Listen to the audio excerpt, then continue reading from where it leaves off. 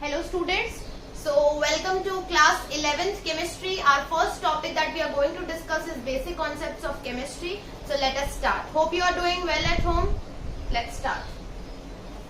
So firstly, basic concepts of chemistry. Now you have come to class 11th. Now the chemistry is a major subject for you all. ठीक है? So in this you must be knowing that chemistry की importance क्या है. अगर आप वो subject पढ़ रहे हैं तो पहले तो as the name suggests आपको पता होना चाहिए कि basics क्या है. So this chapter number 1 is very important for the learning because इसी से हम पूरा आगे बढ़ते जाएंगे. ये chapter एक backbone है. We need to create the backbone for going further. ठीक है? So this chapter is very important. So let's concentrate and focus here. Basic concepts of chemistry. First thing that comes in our mind is what is chemistry? What is chemistry? Answer is, it is a branch of science that deals with atoms, molecules and its transformations. क्या मतलब है कि ऐसी branch science की जो atom से, molecule से, matter से, कंपाउंड से डील करती हो और उनके ट्रांसफॉर्मेशंस भी देखती हो. जैसे एटम से हमने कुछ और एटम क्रिएट कर लिया, मॉलिक्यूल से हमने एटम में डिवाइड कर दिया, कुछ कंपाउंड बना दिया, कुछ और नई डिस्कवरी कर दी. सो इन सारी जो ये पूरा जो साइंस है उसको नाम दिया गया है chemistry. Now second thing that comes in your mind, now you have known the definition of chemistry. Second thing that comes in your mind is what is the importance. Importance क्यों हम पढ़ रहे हैं, क्या जरूरत पड़ी केमिस्ट्री को पढ़ने की और कहाँ कहाँ केमिस्ट्री है. So when you will look around, ठीक है, एवरीवेयर इज केमिस्ट्री. आप जहां भी देखते हैं वहां एक केमिस्ट्री है, वहां कुछ ना कुछ केमिकल प्रोसेस चल रहा है. ठीक है, let's suppose if I tell you कि डायमंड कहाँ से मिला हमको, from where we have got the diamond. So the answer is that जब हम कोल को, ठीक है, बहुत millions of years high temperature, high pressure में रखते हैं तो हमें डायमंड मिलता है. None of us has seen that. हमने किसी ने भी नहीं देखा ना वो चीज होते हुए, बट ये प्रोसेस होता है. ठीक है, तो क्या हो रहा है, ऐसा कुछ मैजिक तो हो नहीं रहा कि एक कोयला जिसकी कोई बहुत ज्यादा वैल्यू नहीं है वो कन्वर्ट हो गया एक डायमंड में जिसकी बहुत ज्यादा वैल्यू है. ऐसा क्या हुआ है? So there is a chemical formulas and the chemical processes happening there. ठीक है, तो तभी कोल डायमंड में कन्वर्ट हुआ. तो यहाँ एक केमिस्ट्री है. लेट्स सपोज मैं कोई हैंकरचीफ क्लीन करती हूँ वाटर से, तो उसके स्टेन्स उतना क्लीन नहीं होंगे. But if I will use detergent with water, उस हैंकरचीफ के सारे स्टेन्स क्लियर हो जाएंगे.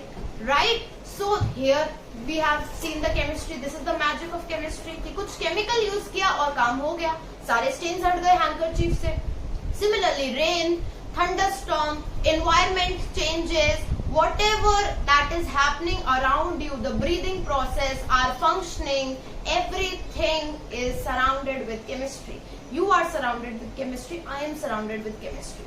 ठीक है, everywhere you look we have chemistry.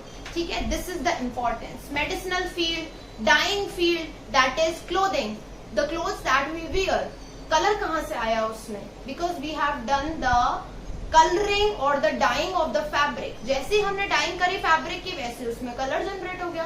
Large number of colours we have today, large number of medicine of the different and the large number varieties of diseases are present today. कैसे medicine मिली? Chemical से. So this is the importance of chemistry and welcome to the class of chemistry. Let's study it further. इसके बाद ये हुई importance. ये importance आपके NCERT का जब आप चैप्टर ओपन करेंगे, चैप्टर नंबर 1 जो कि हम पढ़ रहे हैं, आपको फर्स्ट 2 पेजेस में केमिस्ट्री के इम्पोर्टेंस के बारे में काफी नोट्स मिलेंगे. You can refer to that notes for much more detailing and each field, to know each field. Now the second thing that comes in our mind is very basic, what is a matter. This we have seen in like very junior classes also. Matter is anything that has space and occupies mass. Anything that has mass and occupies space. कोई भी ऐसी चीज, let's suppose ये duster, इसका कुछ wait है, ये कोई स्पेस ले रहा है, इसको मैं यहाँ रख रही हूँ तो इसने कोई स्पेस कवर किया है. ठीक है, तो वो एक मैटर है। मैटर भी हमारे चारों तरफ है। मैटर 3 कैटेगरीज में डिवाइडेड है। There are 3 states of matter: solids, liquids and gases. Let me draw the molecular part of the solid and how the structure of solid looks like. So here we have solid, very tightly packed particles. Particles are very tightly packed.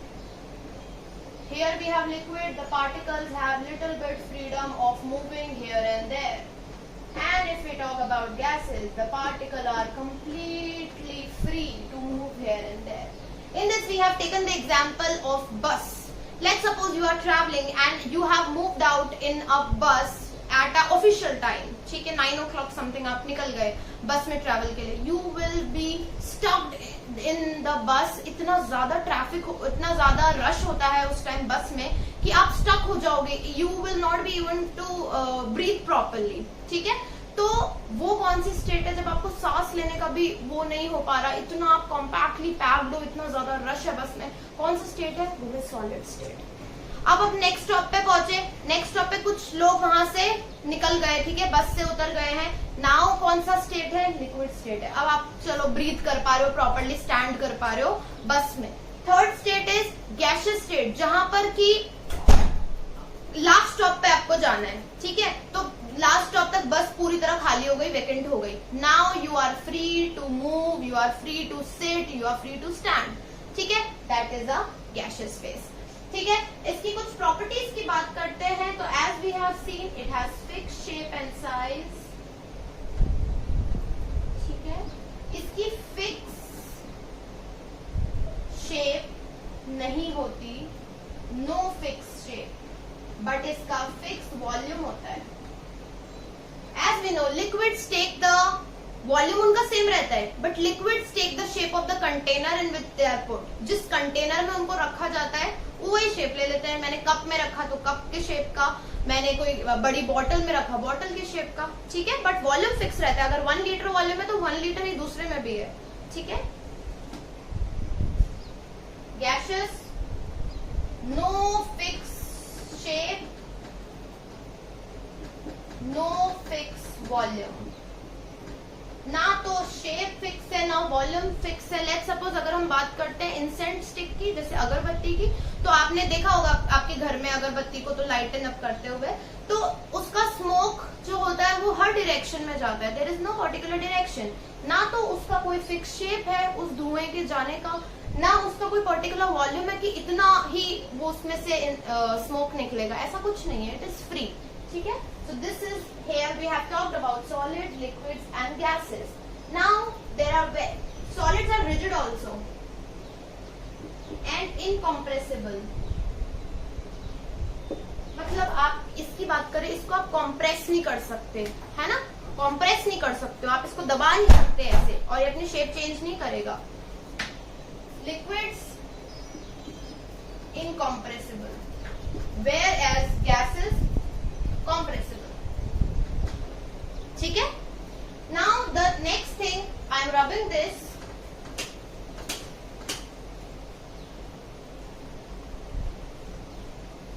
आप pause करके, अगर आपने नहीं note down किया, you can pause the video and then you can write it. Next thing that comes into mind is a very unique property of solid, liquid and gases, that they are interconverted. देखते हैं.